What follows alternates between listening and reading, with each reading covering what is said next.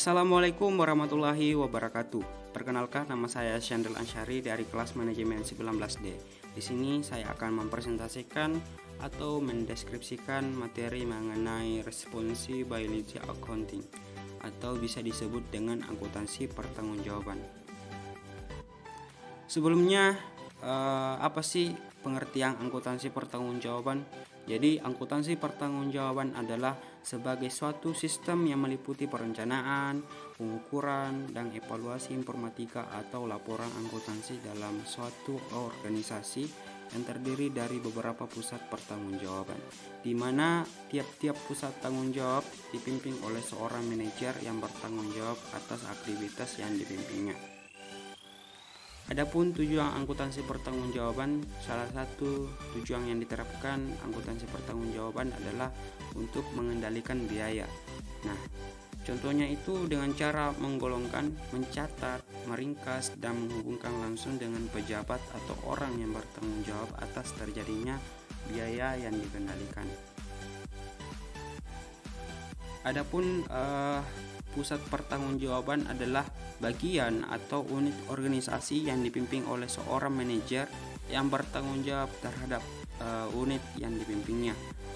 Jadi setiap pusat pertanggungjawaban mempunyai wewenang dan tanggung jawab sesuai peraturan dan kebijaksanaan yang ditetapkan oleh perusahaan itu sendiri.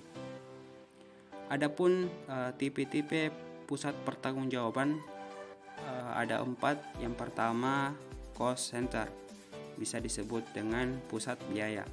Ini merupakan pusat pertanggungjawaban atau suatu unit organisasi yang prestasi manajernya itu dinilai atas dasar biaya pusat pertanggungjawaban yang dipimpinnya. Nah, contohnya itu Departemen Sumber Daya Manusia. Nah, sumber daya manusia tidak menghasilkan pendapatan karena merupakan departemen administrasi, tetapi juga penting dalam memastikan sebuah organisasi berjalan dengan lancar. Jadi sumber daya manusia bertanggung jawab untuk memasukkan dan menyimpan informasi karyawan, mengelola keluhan karyawan, menangani penjangkauan karyawan, memproses karyawan baru, memberikan promosi, dan memberhentikan karyawan. Jadi sumber daya manusia mungkin juga melakukan tugas perekrutan, pelatihan, dan pengajian. Selanjutnya, revenue center atau bisa disebut dengan pusat pendapatan. Nah, ini merupakan pusat pertanggungjawaban atau suatu unit organisasi yang prestasi manajernya itu dinilai atas dasar pendapatan dalam pusat pertanggungjawaban yang dipimpinnya. Contohnya itu penerapan dari pendapatan aliran dana pada dunia bisnis. Nah, caranya itu melakukan investasi pada aset lain. Nah, perusahaan memiliki modal jelas bisa melakukan investasi pada berbagai lini aset sesuai dengan yang diinginkan meski tidak sejalan dengan bisnisnya. Misalnya itu perusahaan tambang batu bara memiliki modal besar dan menginginkan aliran dana tambahan, maka mereka mengelontorkan dana investasi ke aset pariwisata. Selanjutnya, profit center atau pusat laba. Ini merupakan pusat pertanggungjawaban atau suatu unit organisasi yang prestasi manajernya itu dinilai atas dasar selisih pendapatan dan biaya dalam pusat pertanggungjawaban yang dipimpinnya. Nah, contohnya itu sering kita ketemui di perusahaan-perusahaan yang membentuk unit atau divisi produk, seperti divisi produk otomotif, divisi produk komponen, dan lain-lainnya. Nah, untuk mengukur keberhasilan pengelolaan divisi profit center ini adalah yaitu profit margin, pencapaian target profit, dan pertumbuhan profit. Selanjutnya, investment center atau bisa disebut dengan pusat investasi. Nah, ini merupakan pusat pertanggungjawaban atau suatu unit organisasi yang prestasi manajernya itu dinilai atas dasar pendapatan, biaya, dan sekaligus aktiva atau modal atau investasi pada pusat pertanggungjawaban yang dipimpinnya. Jadi prestasi manajer ini dinilai atas dasar laba investasi yang diperlukan oleh untuk memperoleh laba. Contohnya itu membentuk strategi bisnis unit atau anak perusahaan. Nah, untuk mengukur keberhasilan pengelolaan investment center ini adalah dengan cara return on assets, return of investment, return on equity, residual income, dan economy value added. Baik, selanjutnya kita lanjut ke pembahasan yang kedua, yaitu total quality management.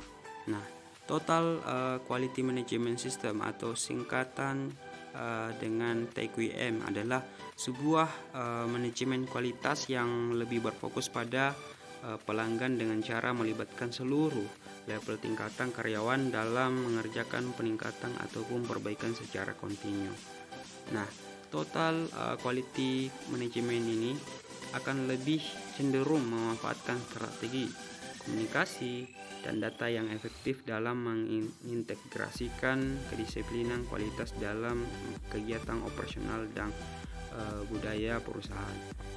Sederhananya, TQM adalah suatu pendekatan manajemen yang digunakan untuk menyentuh kesuksesan jangka panjang dengan mengedepankan kepuasan pelanggan. Jadi di sini ada 8 elemen pokok total quality management. Yang pertama, fokus pada pelanggan.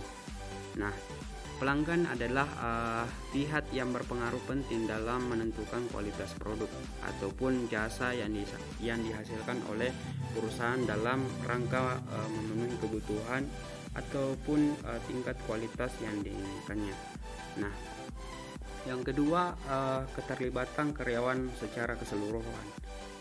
Jadi karyawan adalah aset sekaligus sumber daya perusahaan yang paling penting dalam mencapai seluruh tujuan yang direncanakan. Untuk itu, peran aktif karyawan secara menyeluruh mampu mendukung perusahaan dalam melakukan peningkatan proses dan juga kualitas secara kontinu untuk kemudian mampu melahirkan produk atau layanan terbaik untuk para pelanggannya.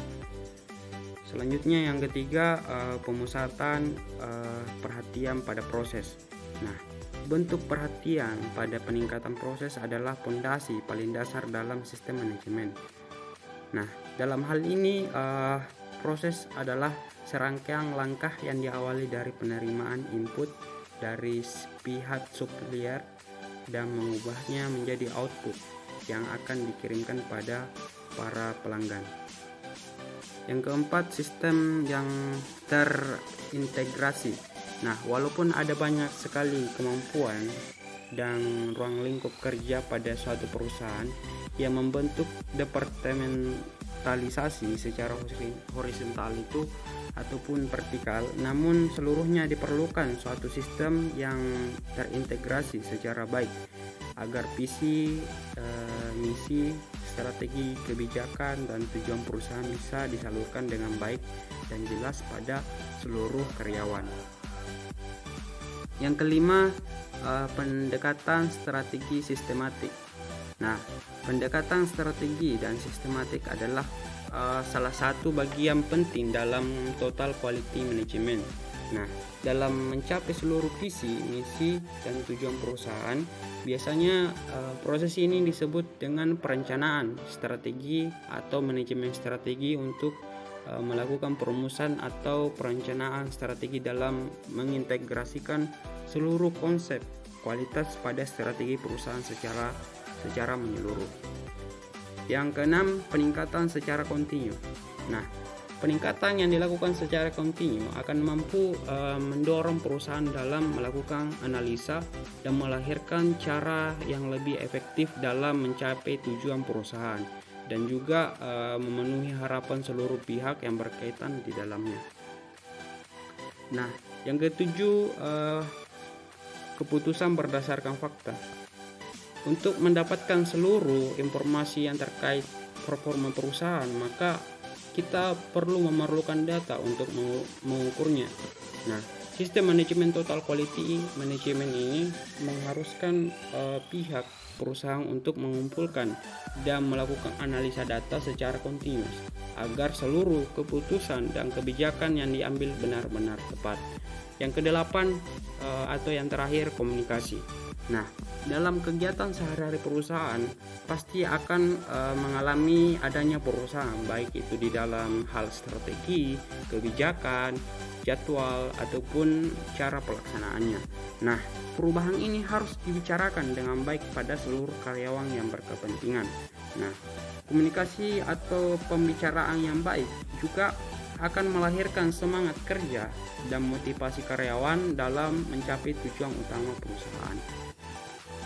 Mungkin itu yang sempat saya presentasikan atau yang saya deskripsikan dari dua materi. Lebih kurangnya mohon dimaafkan. Billahi fisabilil haq. Fastabiqul khairat. Wassalamualaikum warahmatullahi wabarakatuh.